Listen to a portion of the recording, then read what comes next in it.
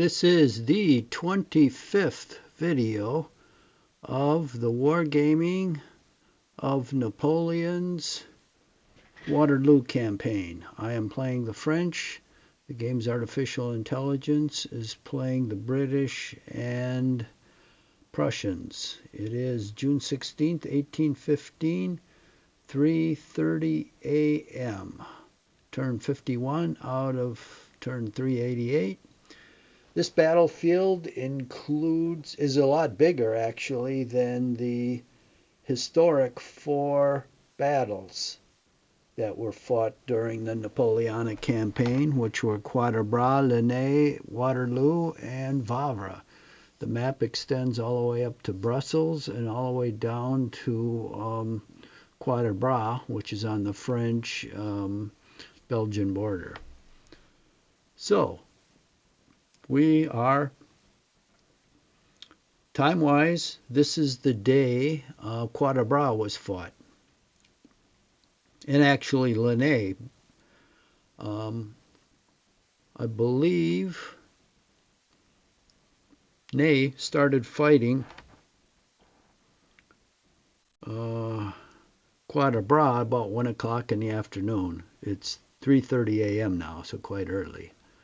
And Napoleon started fighting Lannes that same day, later, I think a little later in the afternoon, 3 o'clock, something like that, 3 p.m.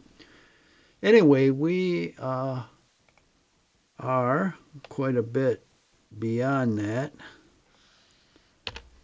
And as you can see up here, we are north of Quatre Bras already.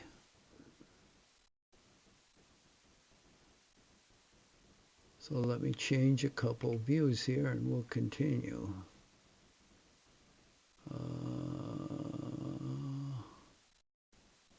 Get rid of objectives and put in map elevations. Okay.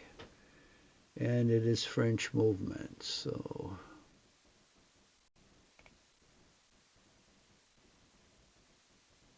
these guys have moved. Maybe I've moved everything, huh?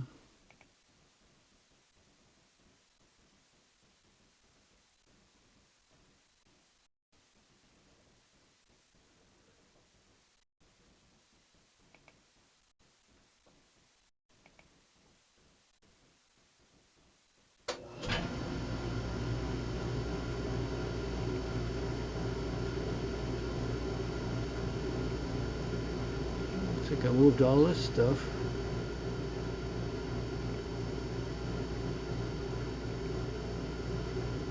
These guys are in square, huh? Okay. I moved all that up.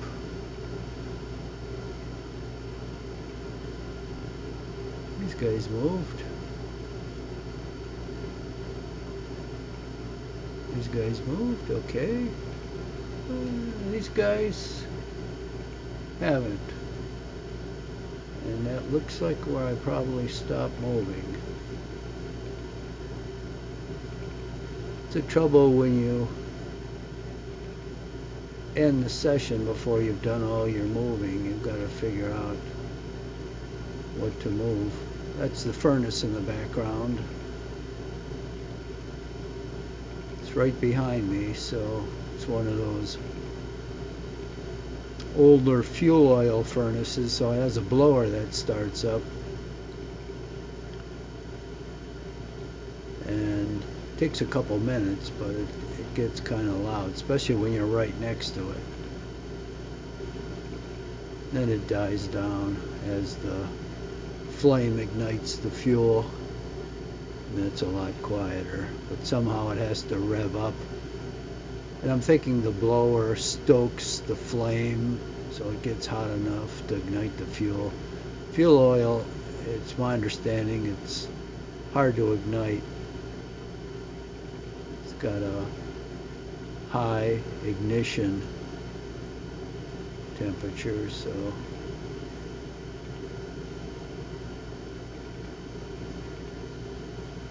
okay, now these guys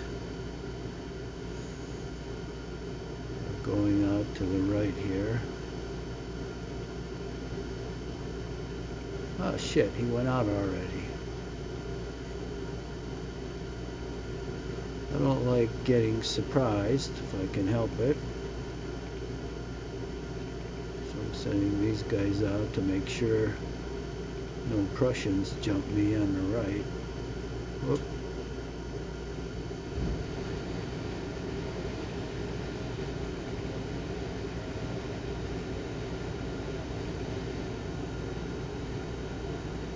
This guy just went out.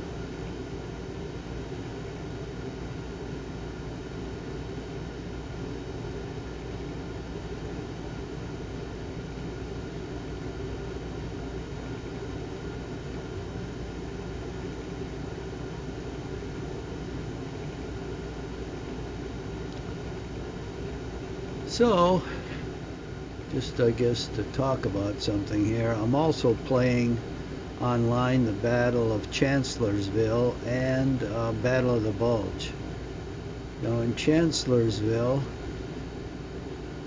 it's the first time I played it. I'm playing the Union. I started it twice already, and not having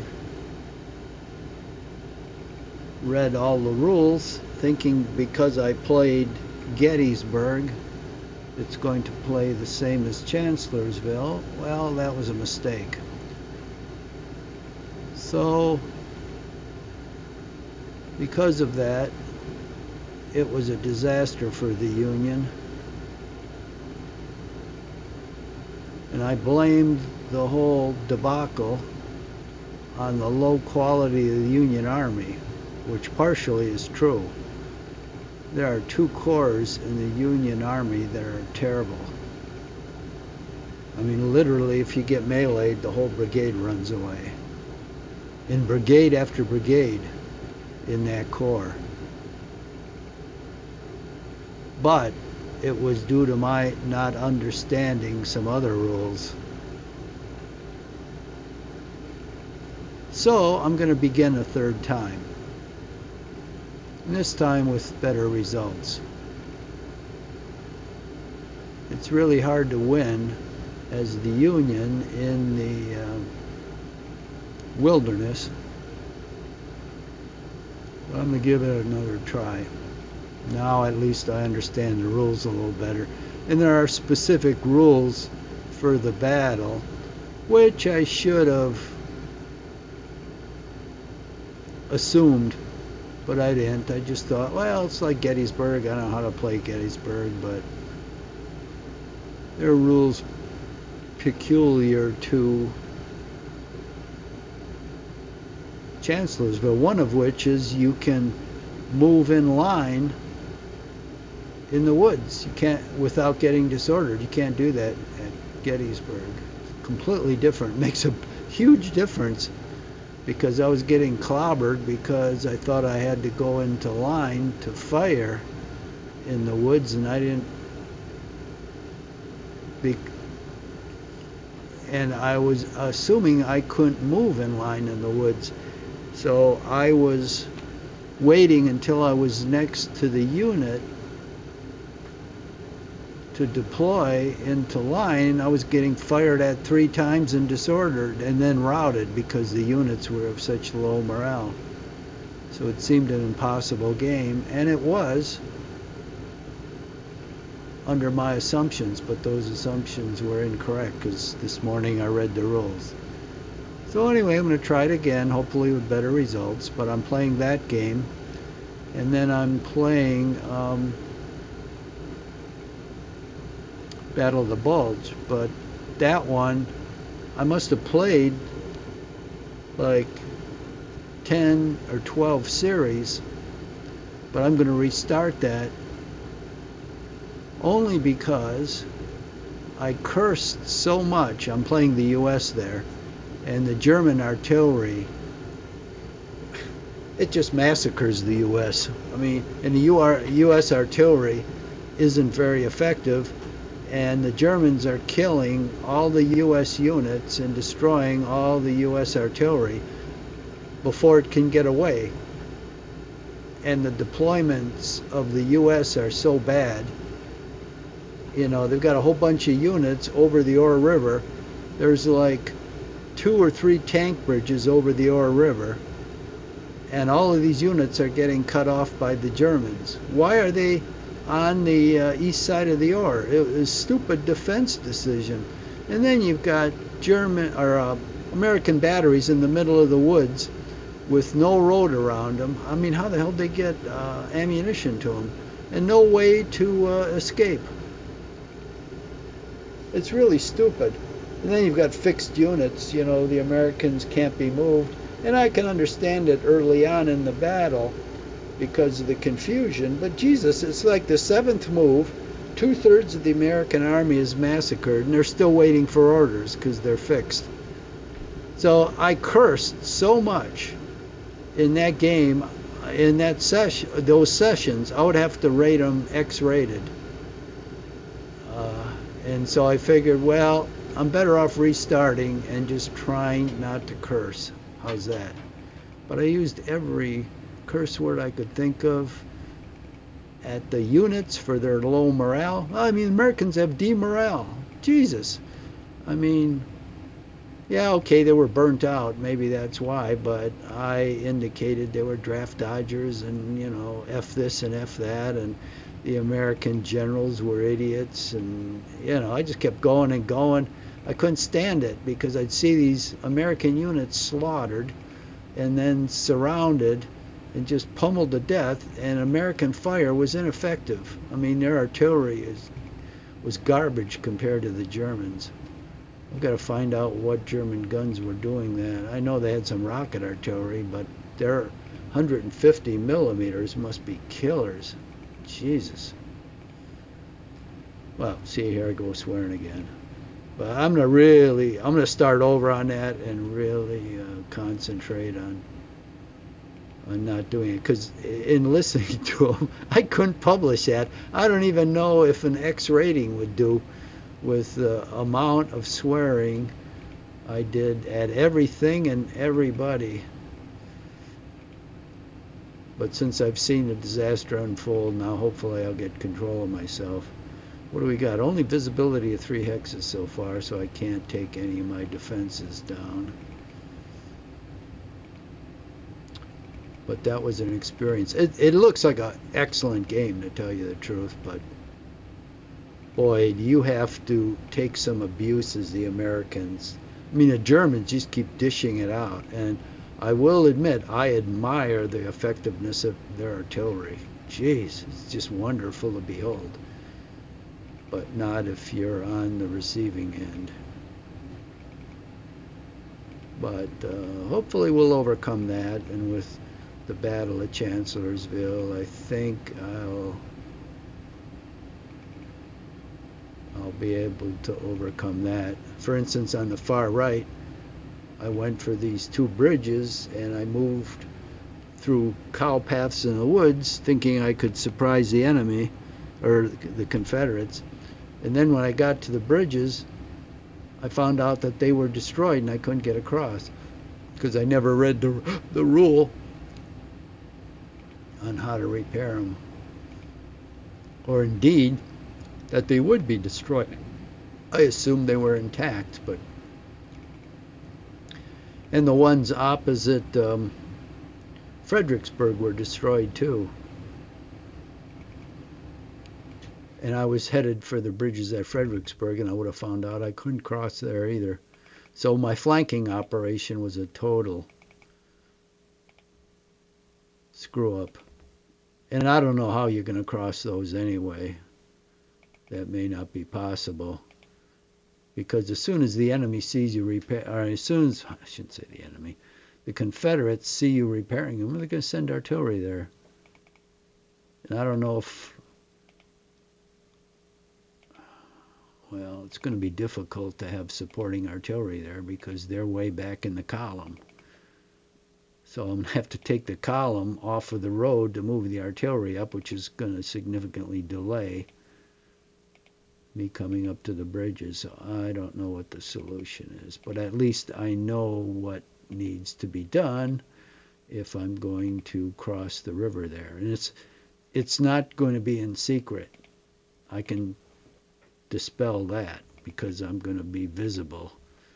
So I'll have to handle it with bringing up artillery and covering the repair. And it's going to be difficult because there's only one road that leads to all of this stuff. And, you know, you've got to have certain things up there in a certain order. You've got to have the repair units at the tip. Right behind them, you've got to have artillery. But that can be done with good planning. So that's what we'll have to do, plan it out. But the way I was playing it, it was exactly analogous to the Alamo. You know, you had no chance, none, to do anything. I got caught in the woods by the Confederates, and they routed one of my weak units, and the whole brigade routed, plus half of the artillery. It was pathetic. And they did that to the other advance of the other unit as well, because the morale of those units was so bad. In fact, the morale of the 9th Corps is so bad, and the 11th Corps both. They both stink.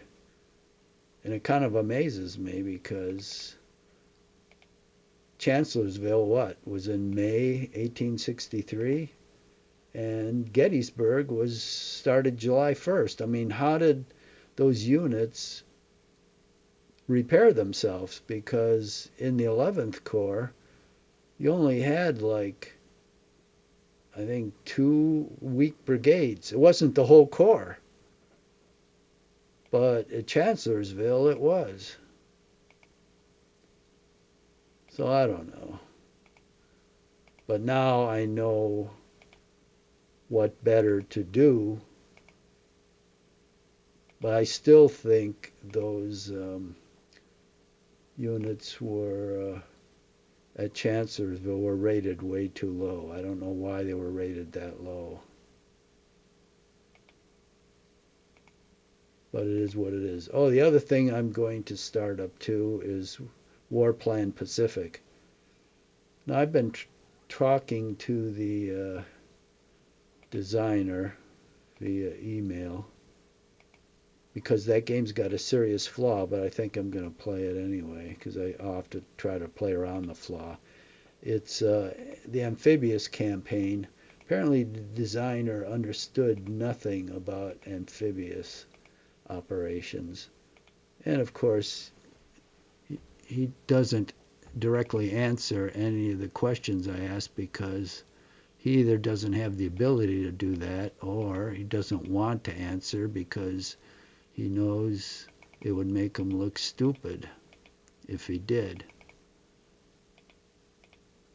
And the last reply he had, I raised several questions, showed him data, and told him how things actually work, but apparently he can't comprehend it, I guess. He does a very good job on the rest of the game, but this one thing, amphibious island campaigns or invasions, which are one of the key things of the game, he handles extremely poorly. And one of the things was you can only invade with this. You can only have one unit at a time in the hex of a particular type, like a ground unit. You can have one ground unit, one air unit. You can't have more than 2 ground units. So he made the game basically is our corps, infantry corps, but the Marines are in Marine divisions, not corps.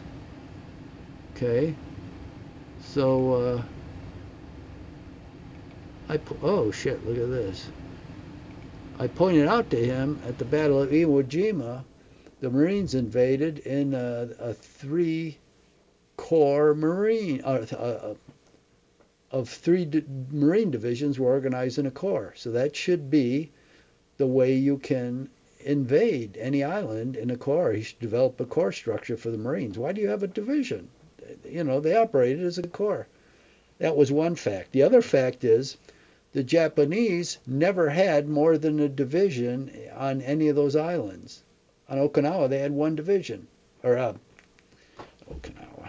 I'm more familiar with Iwo Jima. They had one division.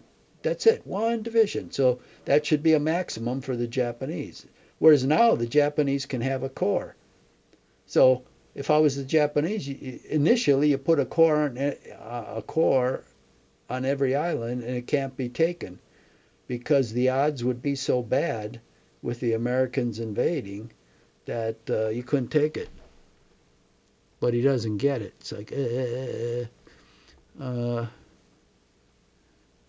know, I don't want to make fun of him, but Jesus, there's something missing there that he can't see these points. And the third thing, he says, oh, the naval bombardment can double the attack cost. Well, that's historically totally inaccurate. During the first invasion or two, like Tarawa, that was true because the Japanese set up their defenses right on the beach, so they got blasted to hell. But after that, they thought, we're not doing this anymore. So they pretty much got out of range of the American bombardment force, and they established their positions well back in the mountains, behind the mountains sometimes, and all our artillery was in caves where they just come out and shoot and then go back in. So it made it almost impossible for the Americans to reply with gunfire. Yeah, I mean, they had some aerial observations, but, you know, they used smoke and all kinds of stuff, so that wasn't very effective. So I told them, you know, towards the end, or in 1944 certainly, American naval bombardment was almost useless in causing Japanese casualties. The Japanese didn't come out on the beach like they did in Guadalcanal with banzai charges and all that stuff. They just stayed way back and waited out of range of a lot of these guns. But he doesn't get it. You know, he failed to reply to it. You'd say, oh, well, now that you brought this to my attention, I looked into it, and yeah, you're right. But no, he's like, just failed to reply. So I got to write him another long letter.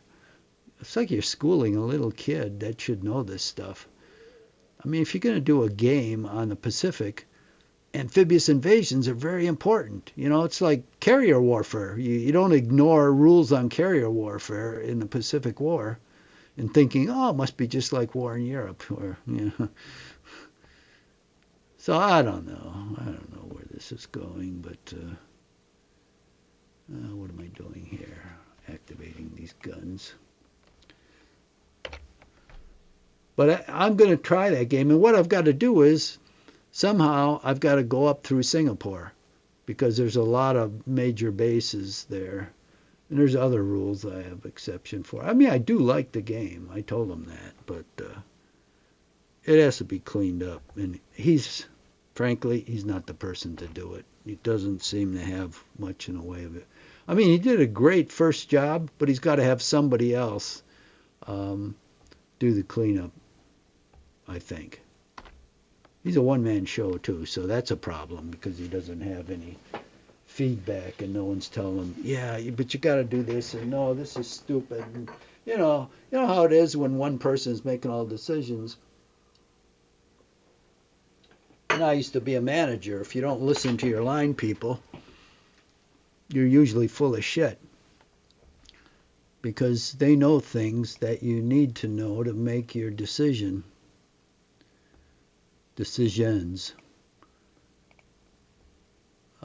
But apparently he doesn't do that. I have a strong feeling. And I don't want to badmouth him, but Jesus Christ. At least when you're wrong, you know, don't be afraid to admit it. But, you know, with the snowflake generation, I guess they'd cry if they were wrong. Say, I can't be wrong. I'd rather die. Rather die than be wrong. I believe it too.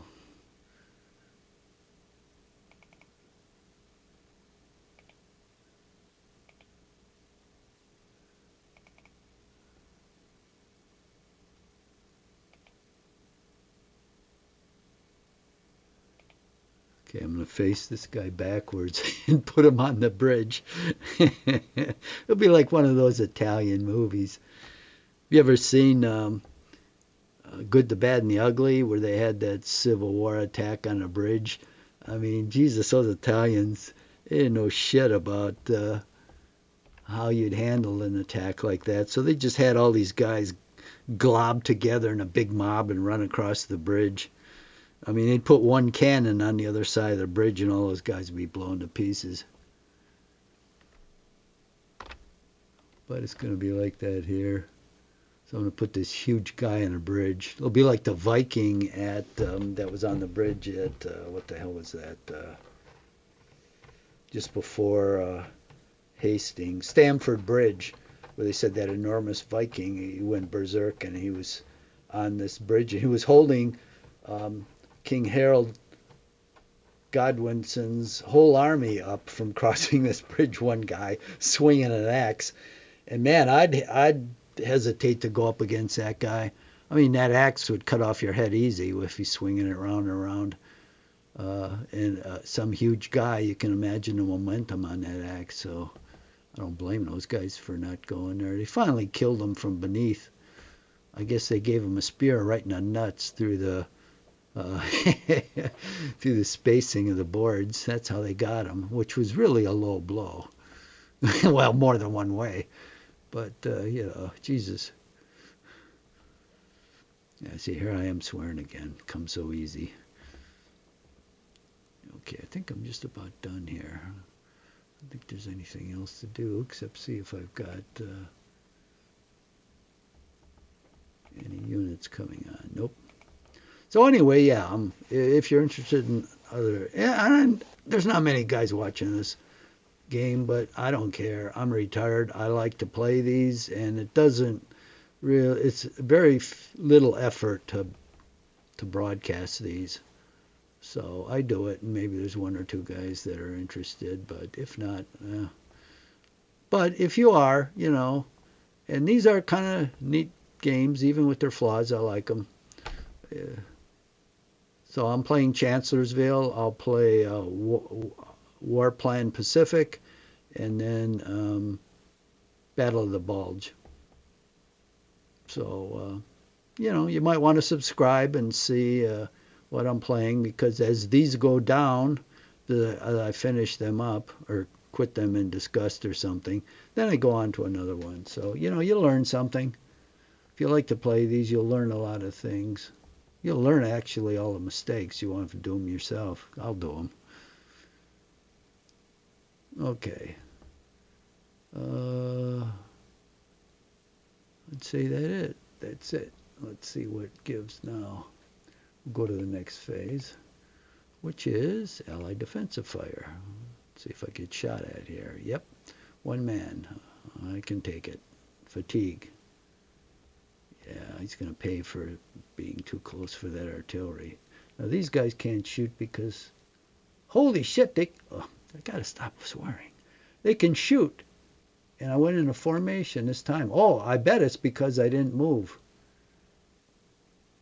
I was already deployed. No, I was in the hex, and I went into... unlimbered formation, and I think I turned, but I did not move into the hex. Generally, if you move into the hex... Well, that's interesting. Okay. So let's fire at this bastard. Who have we got here? Oh, mounted guy. I hate mounted guys. Except this guy. These two guys, well, only one can fire. Well, I'm going to fire. He's disordered, so I am going to fire at the mounted guy with 2 batteries.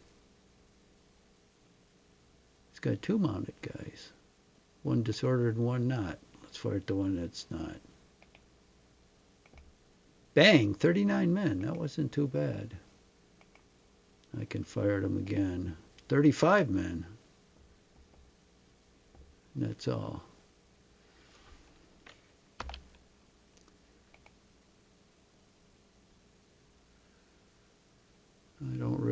this guy's in column, so it's a waste of time to fire him.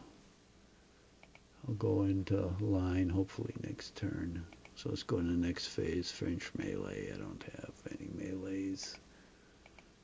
So the next one is Allied movement. Okay, now we still got visibility of 3 hexes, which isn't very much.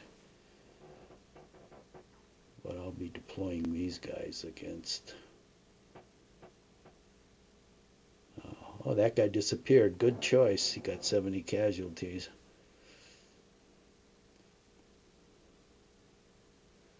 That was my whole objective, to make sure they weren't going to attack that bridgehead. Let's see what happens. AI has an annoying tendency in this game. A normal human will move all the units in a particular area and then go to another area. But AI jumps from one end of the map to the other. He'll move one unit, it will move, yeah, see, goes down, this is way down the bottom. He was just up at the top. Now he'll go up at the top somewhere, which is about 100 hexes away.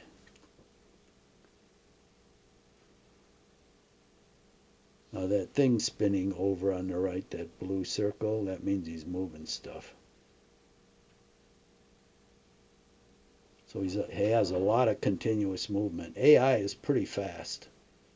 I mean, I guess in the earlier games, AI was real slow and it took him like half hour.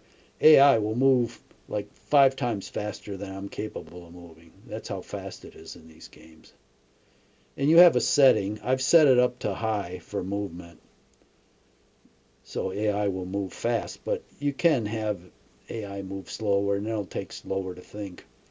Because what AI does is it starts thinking about all the orders, and then it executes the orders. And so it'll not start think. It logs in what the orders are going to be. I guess that's. And so it'll go like from 1 to 150, and then it'll execute the orders. It'll count down from 150, and it'll go literally just this fast. 10, 9, 8, 7, 6, 5, 4, 3, 2, 1. That's how fast it'll execute. That's how fast it'll determine the orders, which is a lot faster than I think 99% of the humans could do it. So it's pretty fast, and I set it on high. But when it comes time for AI combat, I set it on low because I kind of like to see what's happening in more detail. I don't care about the moves so much. And I don't even watch them because sometimes they're so fast. They just go bing, bing, bing, bing, bing, bing, bing. It makes me seasick. But yeah, the combat I like slowed down. These engineers out there, they're just out there to hold them back for a couple turns.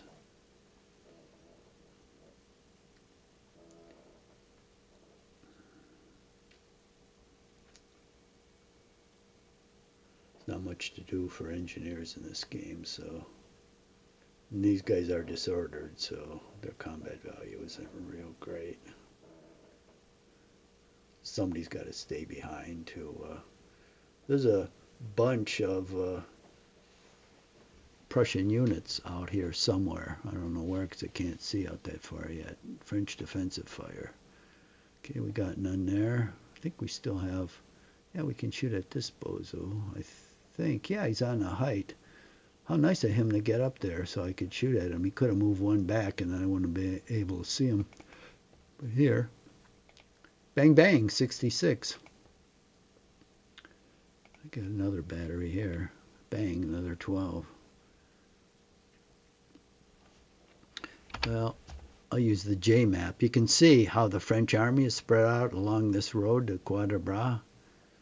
Well, and eventually Waterloo up here. Let's see, they probably don't have anything. No. They will next turn, I think. See, I'm way up here already. Headed towards Waterloo. It's important to get possession of the road as high up as you can. You don't want the enemy coming in and out here through the woods and all this stuff. So I try to stop them as far north as I can. All right, so that looks like it for me. We'll go on to the next phase. I'm going to start deploying. Yeah, he's firing 6, 1, 1. Yeah, that doesn't really hurt. Oh, he attacked, meleeed that guy. Oh, he routed him. Poor engineer. But he was expendable. Okay, now it's my turn. Visibility went up to 4 hexes. Jesus. It's like Austerlitz, that fog is going to hang around till 10 o'clock in the morning. But it is only 3:45. I've been up that early. Yeah, I know how that is. It's pretty hard to see stuff. Okay, we'll go right up at the top here. So, what do we got up here? God, this is a long ways away. Okay, here's the Waterloo battlefield, isn't it? Plain-Sinoy. Yep, La Belle Alliance. There's where Napoleon stayed. Okay, so we've got a ways to go. But then this is 388 turns. Okay, we got infantry here.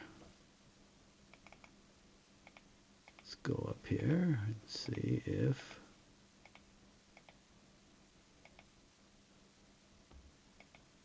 nobody's here. Where does this road go? Way out this way. It's probably a safe bet. Nothing's out there, but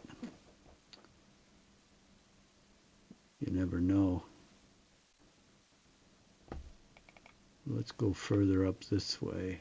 We can't really. We don't have that many movement points. I hate having this infantry in the lead.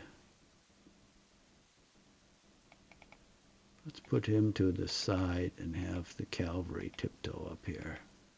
I'm going 1 hex at a time because if I come into sight of anyone, they'll pop up. Unfortunately, visibility is only 4 hexes, so I don't have any idea what's around here. But apparently, nothing, at least this high up. Oh, that's very good. So we've got other cavalry here that can go up with them. Let's see what there is to see. Plus this artillery.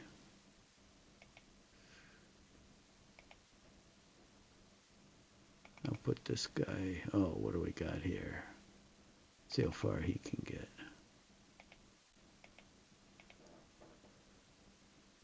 Four, okay.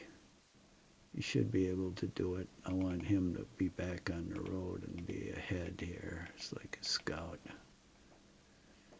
Okay, something slips by the cavalry. So that's as far as he can go. Okay, that's good.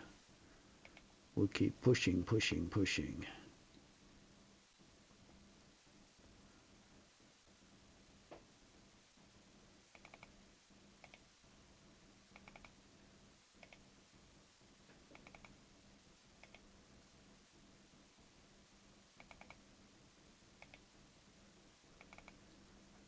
Yeah, look how far north of Quatre Bras the French are, and that battle didn't even happen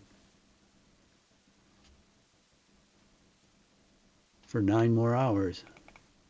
Didn't even start for 9 hours, so the French are way ahead of the game. Okay, now these purple guys are going to spy out things here. Well, this guy's in square. I'll bet he thinks he's safe.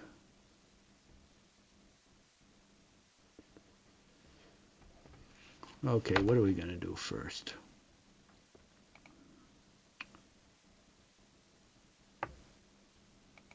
Well, we're going to put this guy in line. He's going to go banging on that square. Now the square his firepower is divided by 4 because he's on 4 different sides, so I should have the advantage firing on him. And then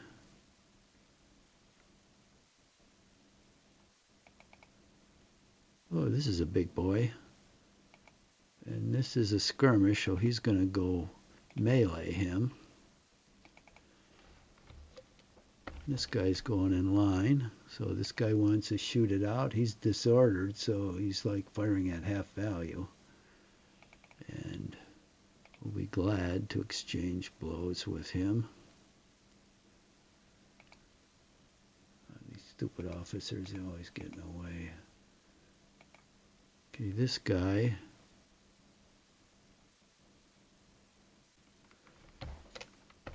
I'll put in line. Shit, I thought that might be the case. This terrain here really stinks. I'll put him in line.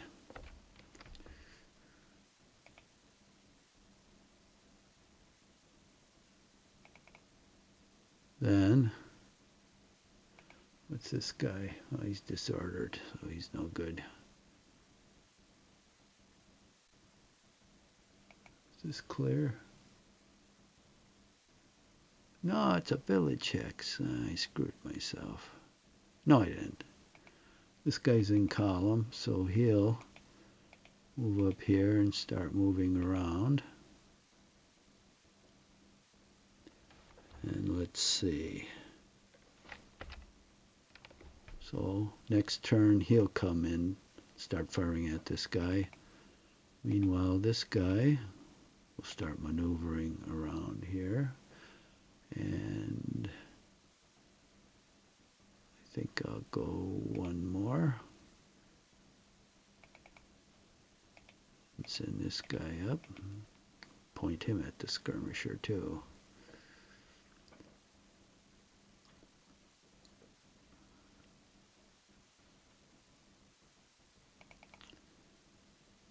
And I'll send this guy up here.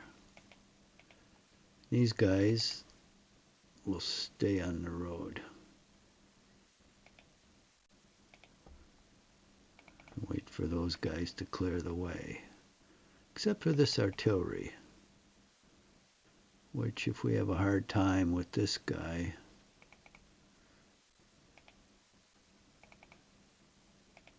he'll come up here and help him out.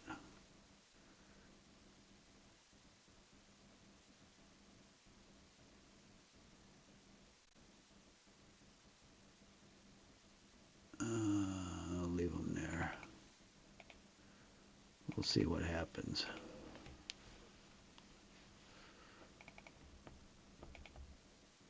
Okay, this cavalry is disordered. Well, we'll just move him up a little closer to the road when he recovers. We'll get this supply up here. That's always useful. Let's put some supply with these guys. God, it's hard to believe 43 minutes have gone already. Now these guys, yeah, they're going up here. I've yet to sort these brigades out. They're all mixed up. But these belong up there. These guys I'll keep together. The purples. Now this cavalry is actually not going to be of that much value here.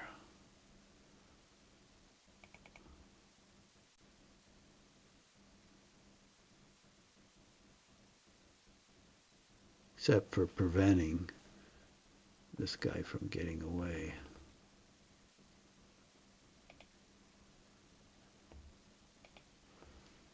So let's put him here. And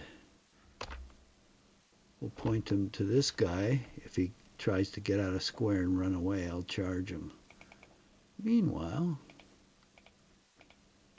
we'll bring these guys down here.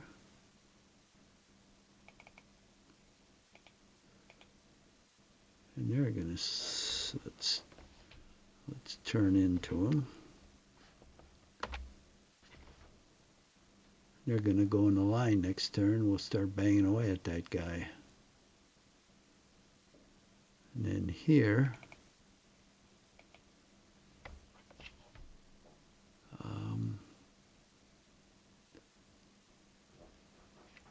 this guy will turn into him.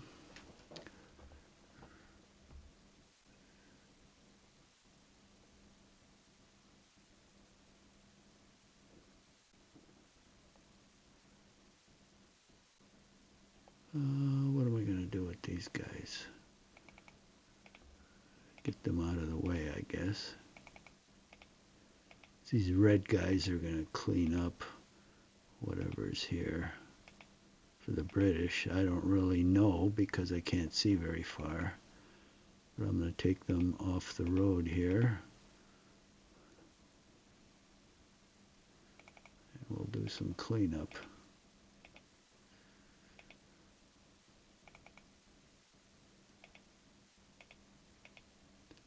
As far as he can go. I'm going to hold on to Gemin Court and this hex covering this pathway because I don't want any surprises here.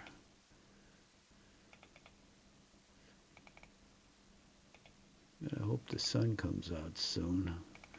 I want this fog to melt away so I can see something.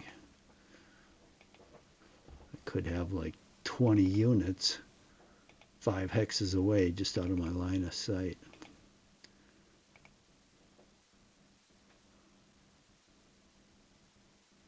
Okay, who's here? Just a supply unit? A bunch of cavalry leaders. Oh, Jerome Bonaparte. What a loser that guy was. Totally incompetent.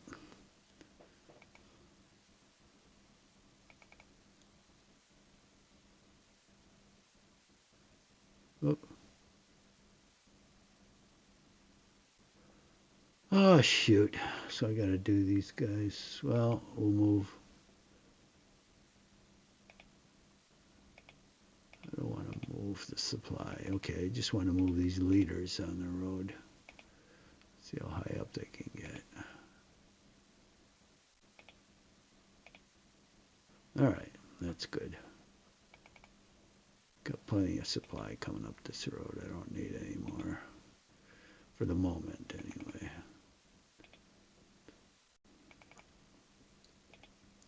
This is why the British should have never sent all those units down to Charleroi. Now they could use them to try to stop me, but no. A long-distance raid was seen to be a better strategy, and it's a poor strategy. It hasn't accomplished a single thing so far, and it probably won't.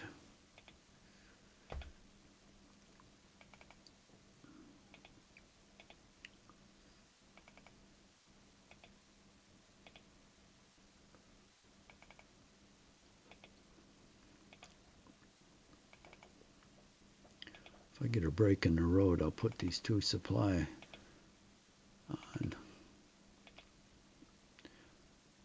What? That guy's a slow mover. Okay, we'll bring the supply on then.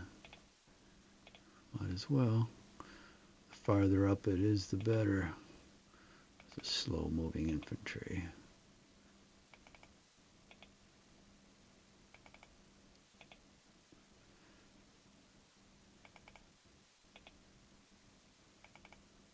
Look at all this supply. Uh-oh. What the hell happened there? Shit, he should have moved faster than that. Oh, there he goes swearing again. Jesus. Well, I'm going to try to get a handle on that. Oh, that was my fault. My finger got weak. Doesn't matter. See, in all these games, and I'm convinced of it now, that move, there was no reason for that unit to move half value. But it did. And the reason is I'm convinced there's a randomizer in the game that every once in a while screws up a unit. And it does make some sense because that happens in real life. You know, no matter what order you give, the unit, no, what's the matter here? The unit has to obey it. And sometimes, in fact, more than sometimes, people interpret it differently. Even if it's crystal clear, they still come up with a different meaning and they do something different, or it's unclear to them and they don't do anything. So that happens. And I noticed every once in a while, for no reason at all, a unit will get disordered. It'll be like moving down the road like this, and it'll just get disordered. There's no reason for it. And what it is, it's a randomizer that just goes and looks at these units and every once in a while selects one and does something to it, thinking, well, in real life that would happen, so you have to deal with it. And that's what happened up there with the supply. I am totally convinced of it. And see, this guy moving down the road, he might disorder. There's no reason why he should. Okay, that's good. We got that junction. Oh, but I need one out here. Okay, this cavalry unit I'll have to send down here. I don't want anybody getting by me, although I should be able to see anybody moving down there. Let's, I've still got some movement, so we'll turn them up.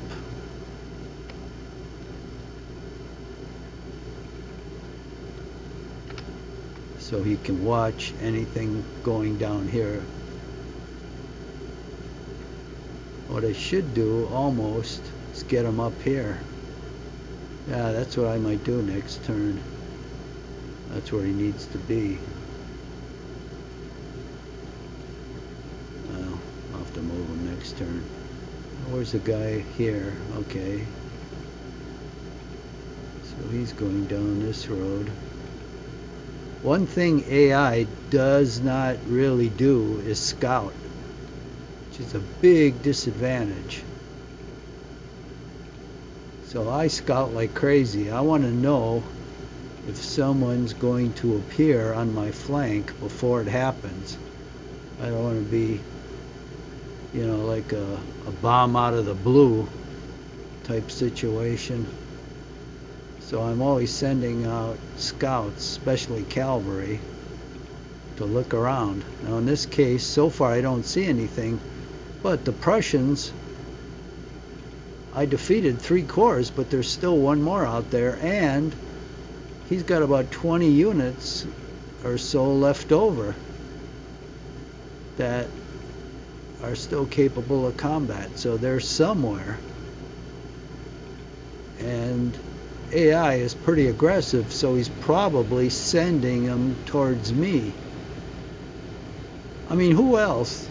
What human would detach a significant force for the British, march from one end of the map to the other, completely cut off from the British Army to do a raid, in effect? Only a robot, a human, wouldn't do that. At least most of them. Because they would calculate that's going to be insignificant, and the goal is to keep the British, or to keep the French from advancing on Brussels. And you don't do that by a raid. You basically just weaken yourself. But see, I don't know what robot logic is.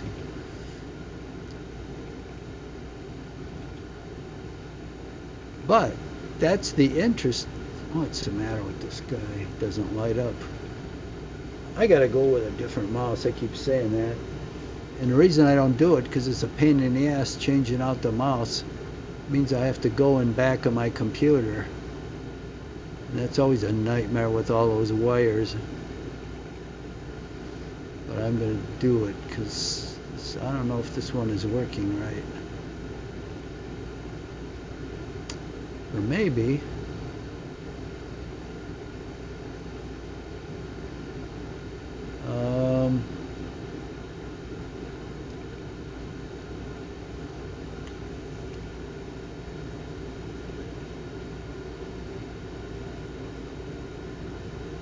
People at Windows, well, Windows is pretty much incompetent. People that work at Microsoft. So all these options they put things under, you can't tell what's under anything because they're so stupid. Task Manager, what the F is that? I went under Settings. I want to Device Manager, maybe. I want to look at the mouse settings. Okay, this looks like it might be it. Mice. Should be some settings here I can make. Driver, details, events. Ah, how stupid. I know there's a setting here, but will I be able to find it? Nah. That I can make for the responsiveness of the mouse, but it's probably somewhere else. It's because a dumbass did this display.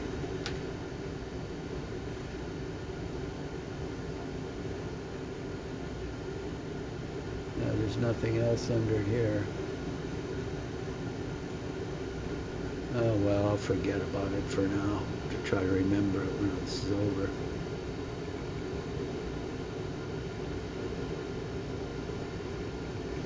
But I'll tell you, with the snowflake generation, I mean, in my day, the boomer generation, you had 8 out of 10 people that were really smart, or were, yeah, 8 out of 10 people that were above average in intelligence.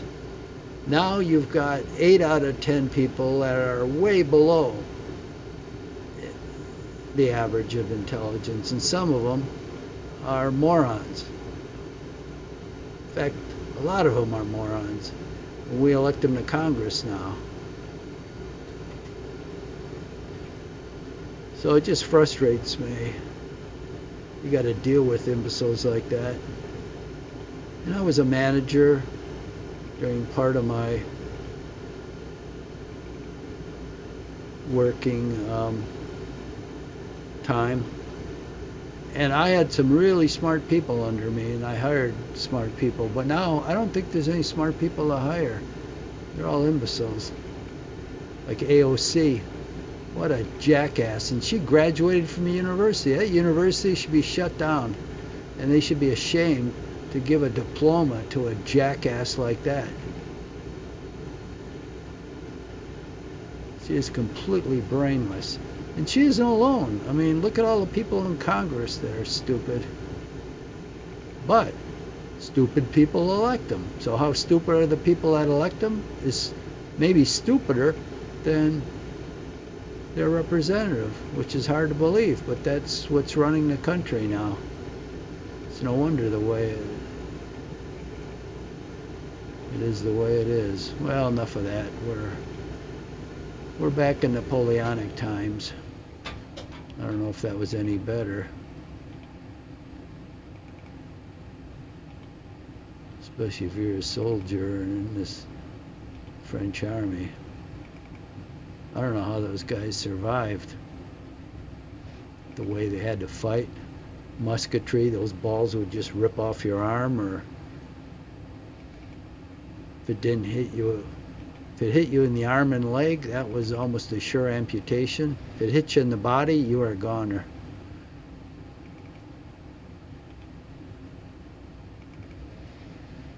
So I don't know. Of course, it's not fun now either.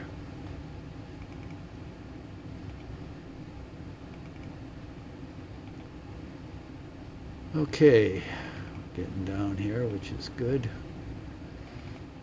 The only good thing about that supply lagging, it tightens up the line here. I always hate it where these guys are all spread out. I like them to be in a nice tight formation so that if I have to fight, they can all get into combat formation really quick and be an effective force.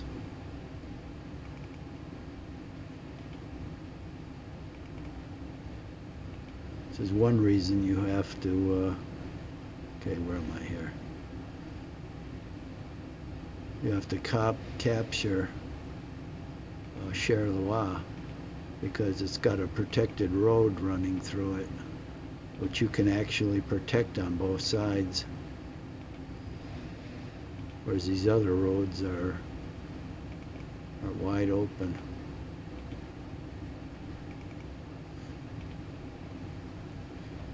And you have Von Damme's corps plus the guard coming up this road, so you don't want them getting into premature battles, getting all worn down, especially the guard. You're going to need them later. Here they go, lickety split. Oh, look at this guard artillery. It's beautiful stuff. I wonder where the rest of that British force is. Oh shit. I gotta stop swearing. I should put a dime in a jar every time I do it. I'd be rich. Well, we're over an hour, and I don't like to go over an hour because of the time it takes YouTube to load in a video. Literally altogether, it could take 6-7 hours. And most of the time is when they convert it to 4K. The original video will load in, I don't know what it loads in at, 720 and 720p, and that'll take 45 minutes, and it'll take 4 hours to convert. And the reason, and then I'll quit here, I'll just explain the reason. The reason is, what it does is the algorithms look at the colored dots and it spreads them apart, and then it determines what dot to put between dots.